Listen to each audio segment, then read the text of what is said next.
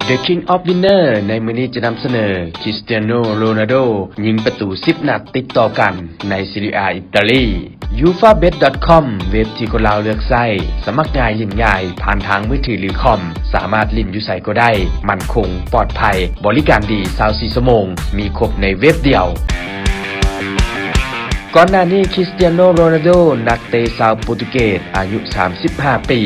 สร้างสถิติกลายเป็นนักเตะยูเวนตุสคนทำอิฐในรอบ15ปีสามารถยิงถึง9นัดติดต่อกันในบานเตกาโซซิลาอิตาลีต่อจากเดวิดเทเซเก้กองหน้าชาวฝรั่งของทีมในเดือนธันวาคมปี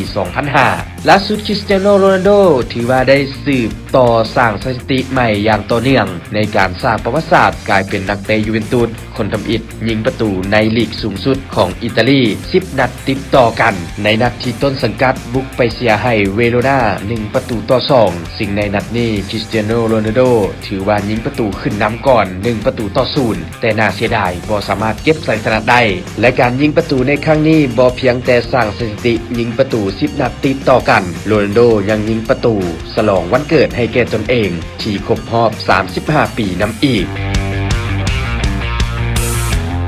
UFABet.com เว็บที่คนลาวเลือกใช้ลิ้นง่ายสมัครง่ายมั่นคงปลอดภัยบริการดีเดิมพันขั้นต่ำ10 บาทแทงบาทสเต็ปสูงสุด12คู่สนใจสมัครสมาชิกทักอินบ็อกซ์หรือกดที่ลิงก์ด้านลุ่มนี้หรือแอดไลน์ที่ @winner88